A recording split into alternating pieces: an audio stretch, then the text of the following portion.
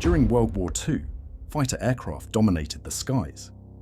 This video breaks down the war's most important fighters, categorized by the nations that built and flew them. Starting off with United States, Bell P-39 Airacobra. This was an unconventional American fighter. Its engine was mounted behind the pilot. Power was channeled through a long drive shaft. This allowed for the placement of a large 37mm cannon in the nose. It was highly effective at low altitudes, especially for Soviet pilots. Bell P-63 King Cobra. This was an improved, larger version of the P-39. It fixed many of the Airacobra's flaws, especially stability. Most production units were sent directly to the Soviet Union. They proved highly successful on the Eastern Front. Now, this is the Brewster F-2A Buffalo, a chunky early monoplane carrier fighter. It was robustly built. However, it was already obsolete by 1941. It performed poorly against the highly maneuverable Japanese Zero, Brewster F-3A. This name refers to a later licensed production version of the famous F-4U Corsair. It was built by Brewster Aeronautical. This helped supplement Vaught's own struggling production capacity. Curtiss P-36 Hawk, this pre-war. American design was known for its durability. While quickly superseded by newer planes, it saw action early in the war, particularly with the French Air Force. Curtiss P-40 Warhawk, the iconic fighter of the Flying Tigers. It was reliable and incredibly tough. Though not the fastest climber, its ruggedness and speed in a dive made it a deadly opponent. General Motors FM Main E1 Wildcat, as Grumman focused on the Hellcat, General Motors took over production of the older F4F. This early version was essential for early escort carrier operations. Next, General Motors FM2 Wildcat, a significant modernization of the Wildcat design. It featured a much more powerful engine. This helped maintain its usefulness throughout the war, especially on smaller carriers. Next, Goodyear FG-1 Corsair. This was Goodyear's production line versions of the famous bent wing fighter. Building it under license ensured massive quantities could be supplied quickly to the US Navy and Marines. Next, Grumman F-3F, the last biplane fighter adopted by the US Navy. It was a beautiful, powerful aircraft. However, it was firmly rooted in the 1930s and obsolete when the war began. Grumman F-4F Wildcat, a rugged, dependable carrier fighter. Its innovative folding wings were key for carrier storage. It used the defensive thatch-weave tactic effectively to counter the faster Zero. Grumman F-6F Hellcat, designed specifically to destroy the Zero. It was rugged, powerful, and forgiving to fly. It achieved the highest kill ratio of any US Navy fighter in the Pacific. Next, Grumman F-7F Tigercat, a massive, powerful twin-engine, naval heavy fighter. It was fast and heavily armed. Although designed too late for widespread combat, it was a beast of an airplane. Up next, Grumman F-8F Bearcat, the ultimate US piston engine naval fighter. It was light and possessed incredible climb performance. It arrived too late to see significant combat during World War II. Now this is the Lockheed P-38 Lightning, the distinctive twin-boom fighter.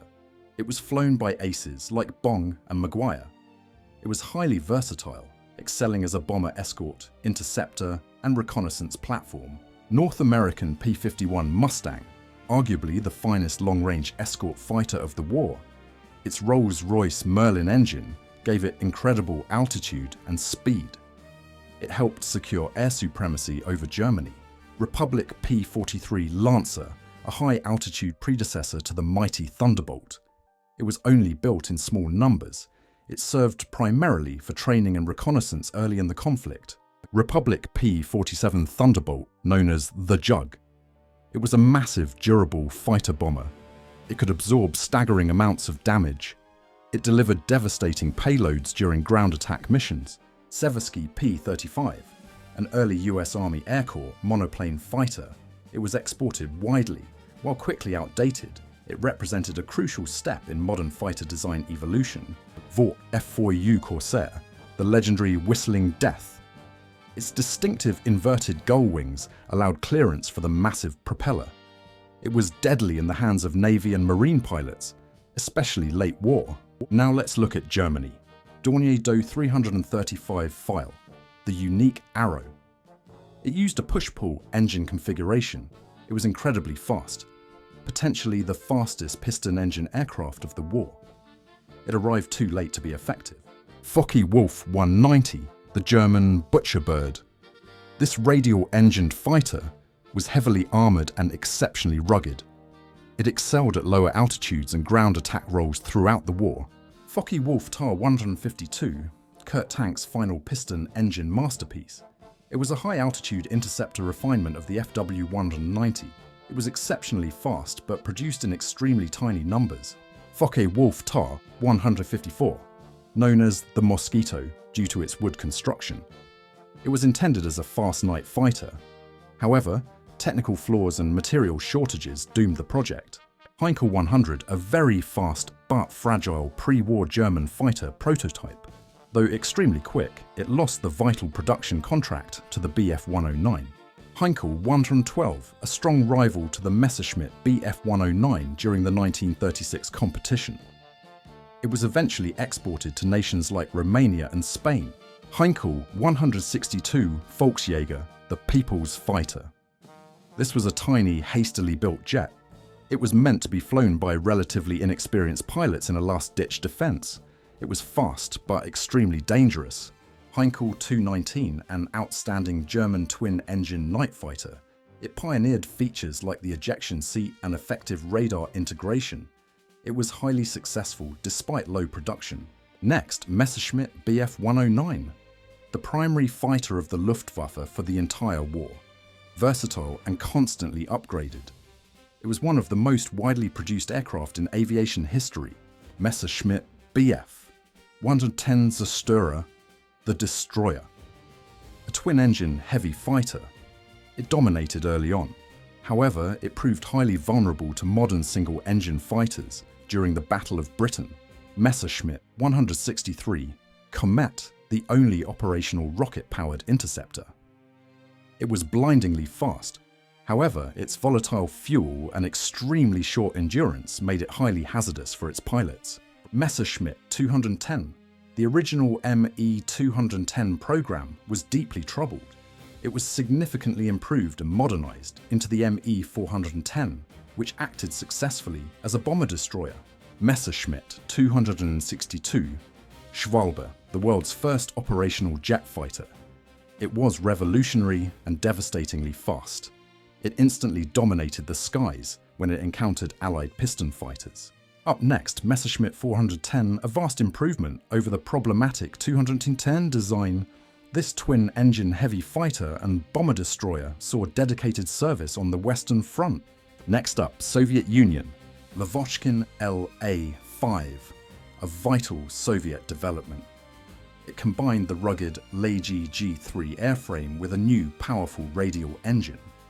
It was an excellent match for the best German fighters.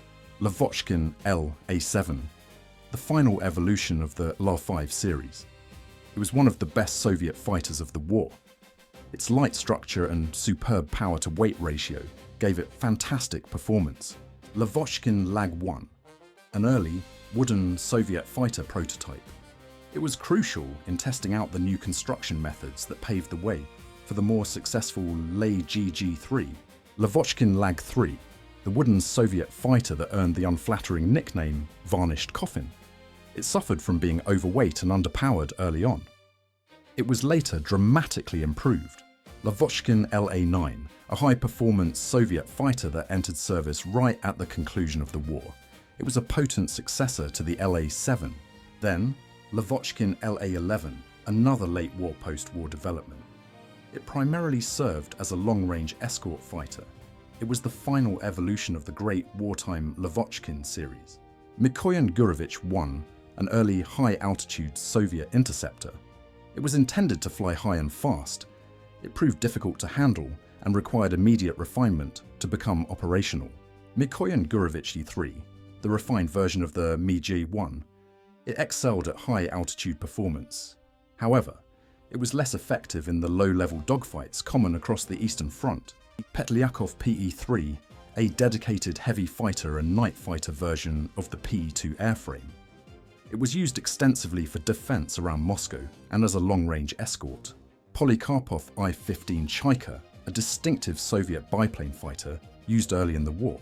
Its gull wing design gave it excellent maneuverability. It was quickly replaced by monoplanes. Polikarpov I-16 Rata, the stubby, groundbreaking Soviet monoplane. It was one of the world's first low-wing fighters with retractable landing gear. It saw intense early combat. Then, Polikarpov I-153 Chaika, the final refinement of the I-15 biplane series. It featured retractable landing gear. It was surprisingly effective in early combat against German monoplanes. Yakovlev Yak-1, the foundational design for the successful Soviet Yak series. It was fast, light, and easy to mass produce. It became a true workhorse of the Soviet Air Force. Yakovlev Yak-3, a dramatically lightened and refined version of the Yak design. Pilots considered it highly maneuverable. It was deadly at low to medium altitudes on the Eastern Front. Up next, Yakovlev Yak-7, originally designed as a two-seat trainer. It was successfully converted into a highly capable single-seat fighter. It was easy to build and maintain in tough conditions. Yakovlev Yak-9, the most numerous and versatile of the Soviet fighters. It could be configured for almost any mission, from long-range escort to tactical ground attack. Now let's look at United Kingdom. Blackburn Rock, a truly ill-fated British naval fighter. It utilised a bizarre four-gun dorsal turret system. It proved slow and completely unsuccessful in combat due to weight and drag. Blackburn Skua, a two-seat dive bomber and fighter used by the Fleet Air Arm. It was relatively slow but managed to achieve the first British air-to-air victory of the war. Now this is the Bolton Paul Defiant, a controversial British fighter design. It relied entirely on a four-gun dorsal turret. It suffered heavy losses in daylight but found limited success as a night fighter. Bristol Beaufighter, the Whispering Death, a superb heavy twin-engine fighter. It was highly effective in night fighting, torpedo attacks and devastating ground strafing missions. De Havilland Mosquito, the Wooden Wonder, an incredibly fast multi-role aircraft. Constructed primarily of wood, it excelled as a fighter, bomber and pathfinder due to its phenomenal speed. The next one, Fairey Firefly, a successful two-seat naval fighter and reconnaissance aircraft. It possessed excellent endurance and visibility, making it key for Fleet Air Arm operations. Fairey Fulmar, a Fleet Air Arm fighter, based on the earlier Fairey battle bomber design. It was durable, however it lacked the speed to compete with dedicated land-based German fighters. Gloucester Gauntlet, an early 1930s biplane fighter. It was completely obsolete by the start of the war. It was quickly relegated to training duties. Gloucester Gladiator, the RAF's last biplane fighter. It saw heroic action in the defense of Malta and Norway.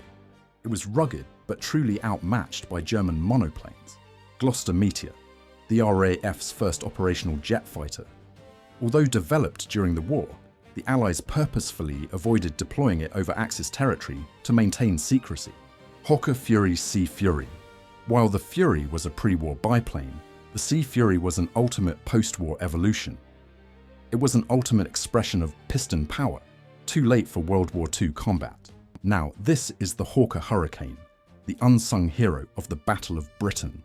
Though slower than the Spitfire, its rugged structure and simple maintenance made it essential. It accounted for the majority of early victories. Hawker Sea Hurricane, the navalized version of the Hurricane.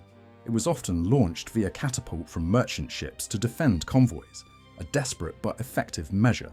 Now this is the Hawker Tempest, a significantly improved evolution of the Typhoon. It was exceptionally fast at low and medium altitudes.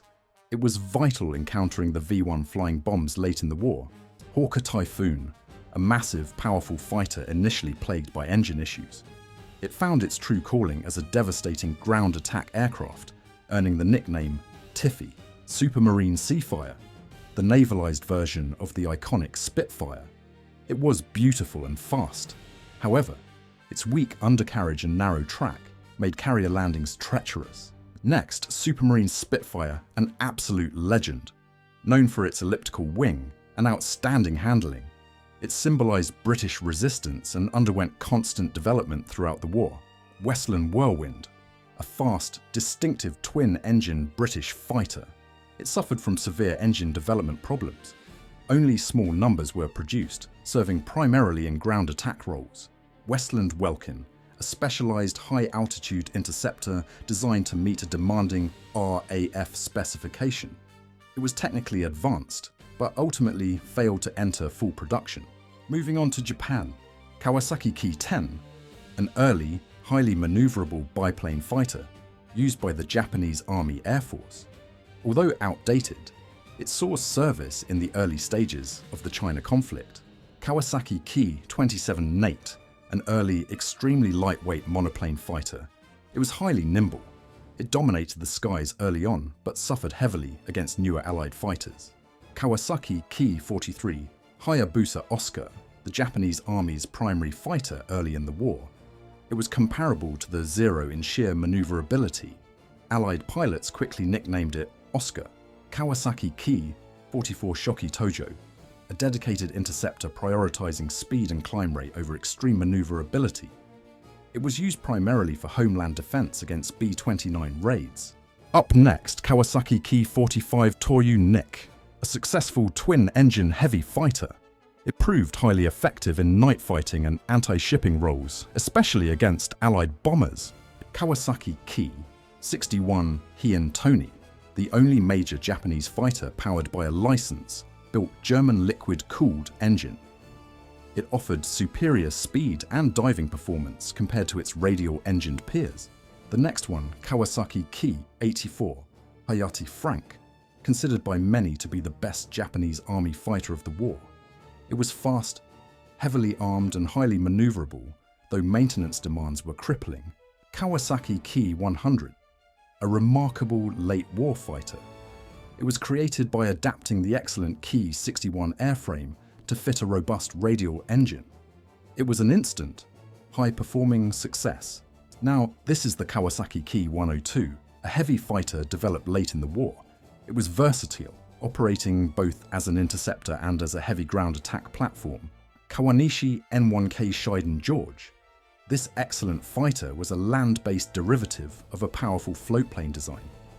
It was rugged and highly effective when it finally reached frontline units. Kawanishi N1KJ Shiden Kai the Violet Lightning, an outstanding late-war naval fighter. It was highly maneuverable and tough, surprising Allied pilots with its capabilities. Kawanishi N1K1 Kyofu Rex, a powerful, high-performance floatplane fighter. It was designed primarily for air superiority in areas lacking conventional airstrips. Mitsubishi A5M Claude, the first monoplane fighter used by the Japanese Navy. It was influential, seeing extensive action in China before the Pacific War began. The next one, Mitsubishi A6 Samsem Zero, the legendary Japanese Navy fighter, extremely light and long-ranged. Its early dominance forced the Allies to completely rethink fighter combat tactics. Mitsubishi J2M Raiden Jack, a land-based interceptor with a focus on high speed and climb rate. Its stubby appearance was necessary to accommodate the massive engine. Then, Nakajima Ki-27 Nate, this early Japanese army fighter, was produced in large numbers by Nakajima. It was extremely agile, but its fixed landing gear quickly made it obsolete. Nakajima Ki-43 Hayabusa Oscar. Nakajima was the major producer of this versatile and successful army fighter. It was known for its superb agility and lightweight construction. Nakajima Ki-44 Shoki Tojo. Nakajima also manufactured this powerful focused interceptor. It was designed to maximize climb and speed for challenging Allied heavy bombers. The next one, Nakajima Ki-84 Hayate Frank. This was the superb late-war army fighter produced by Nakajima. It was exceptionally powerful when mechanics could keep its temperamental engine running. Nakajima A6M2N Roof, the floatplane version of the formidable Zero fighter. It was used primarily for defending remote island garrisons and reconnaissance missions. Nakajima J1N Gecko Irving, a successful twin-engine night fighter. It utilized upward and downward firing cannons, pioneering the use of the German Schräger Musik concept. Moving on to Italy, Ambrosini SI-207, a lightweight Italian interceptor. It was constructed almost entirely of wood. It showed impressive speed but never achieved widespread production. Caproni Vizsla F5, an early Italian monoplane prototype. It was only built in small numbers for evaluation purposes and never reached full service. Fiat CR-32, a highly successful Italian biplane fighter. It saw extensive use during the Spanish Civil War, though it was completely obsolete by World War II. Fiat CR-42 Falco, one of the last frontline biplane fighters. It was highly maneuverable, but slow. It saw combat over the Mediterranean, an early Battle of Britain. Fiat G50 Freccia, an early Italian monoplane fighter. It was structurally sound, though its open cockpit and weak armament limited its effectiveness against Allied planes. Fiat G55 Centauro, one of the superior Series 5 Italian fighters, it utilized the powerful German Daimler-Benz engine. It was an excellent, high-performance interceptor. Then Fiat G56, an extremely fast and formidable Italian prototype. It was a refined G55 design powered by a powerful German engine. Only a few were flown before the armistice. Imam Ro 44, a rare single-seat floatplane fighter. It was converted from an earlier reconnaissance aircraft. It saw very limited operational use over the Adriatic. Imam Ro 57, an Italian twin-engine heavy fighter. It was modern in design. Due to delays, it was mostly relegated to ground attack duties. Machi C-200 Saetta, a robust and widely used Italian fighter. It suffered initially from a lack of engine power and weak armament, but it was a very stable platform. Machi C-202 Folgore, the Thunderbolt. This aircraft transformed Italian air power. It was the C-200 airframe fitted with a powerful German liquid-cooled engine. It was a true contender. Machi C-205 Veltro, the final, highly refined evolution of the Machi series. It was considered the best Italian fighter of the war, possessing exceptional speed and handling. Reggiane Re 2000 Falco 1, an advanced Italian design utilizing an elliptical wing, much like the Spitfire. It was highly maneuverable but faced engine reliability issues.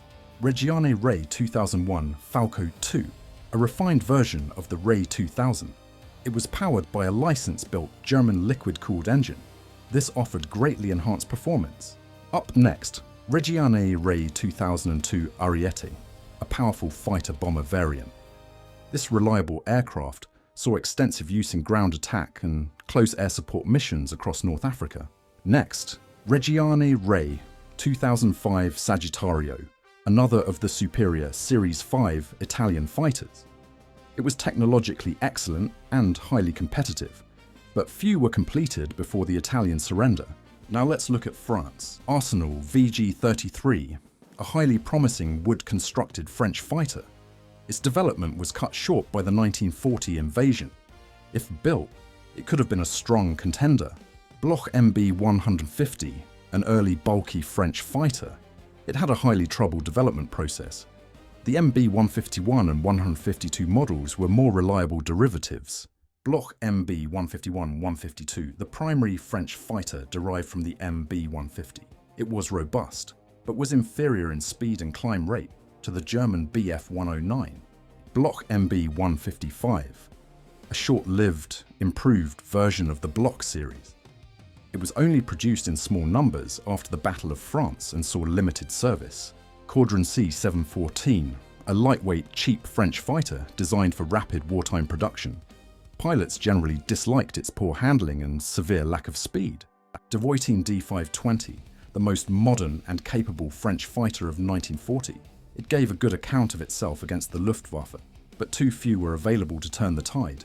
Dewoitine D-551, a proposed high-speed, lightened version of the D-520. It was intended to break speed records but was never built due to the German occupation. Next, Morane Saulnier, MS-406, the most numerous French fighter in 1940. It was reliable but heavily outclassed by German opponents in terms of speed and firepower. Now, this is the Morane Saulnier MS-410.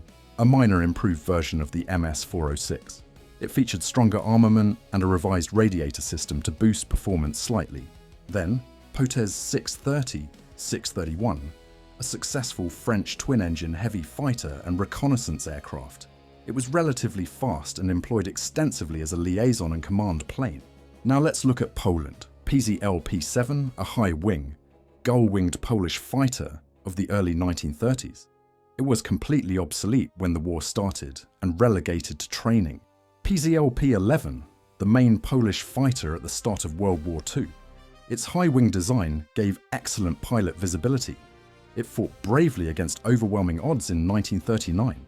PZL-P24, an export version of the PZL high-wing design. It was a powerful aircraft used successfully by several Balkan nations and Turkey. PZL-38 Wilk, a twin-engine Polish heavy fighter prototype. Development was halted and eventually abandoned after the German invasion of 1939. Next up, Finland. Wielmierski, the standard Finnish fighter produced domestically during the war.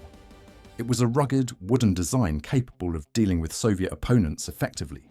Continuing with Romania, IAR-8081, Romania's indigenous fighter design. It was robust, highly maneuverable, and saw extensive use on the Eastern Front, often successfully engaging Soviet aircraft. Next up, Netherlands. Fokker D-21, a cheap, sturdy Dutch fighter of mixed construction. It fought fiercely against the Luftwaffe in 1940.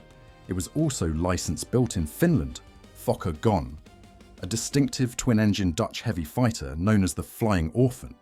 It put up a spirited defense during the 1940 invasion of the Netherlands. Moving on to Sweden. FFVS J-22, a Swedish fighter designed and built entirely domestically during the wartime isolation. It was surprisingly effective and very reliable. Saab J-21, a unique Swedish twin boom pusher propeller fighter.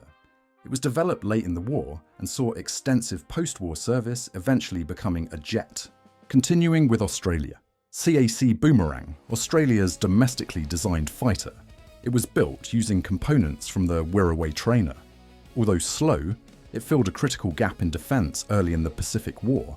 Now let's look at Hungary. Mavag-Hedja, a Hungarian fighter based on the Italian Reggiane Rare 2000 airframe. It was used extensively by Hungarian forces on the Eastern Front. Let's move on to Czechoslovakia. Avia B-534, a highly successful pre-war Czechoslovak biplane fighter. It saw limited service with Hungary and other Axis allies early in the conflict. Avia B-135, a Czech fighter prototype based on the B-35. Production was halted by the German occupation, though the design was later exported to Bulgaria. Finally, we have Yugoslavia. IK-3, a highly advanced pre-war Yugoslav fighter. It had combat potential comparable to the Hurricane. Unfortunately, nearly all were destroyed during the 1941 invasion. Rogozarski IK-3. This is the same advanced Yugoslav fighter design, emphasizing its producer. It gave an outstanding account of itself during the brief defense of Yugoslavia in April 1941.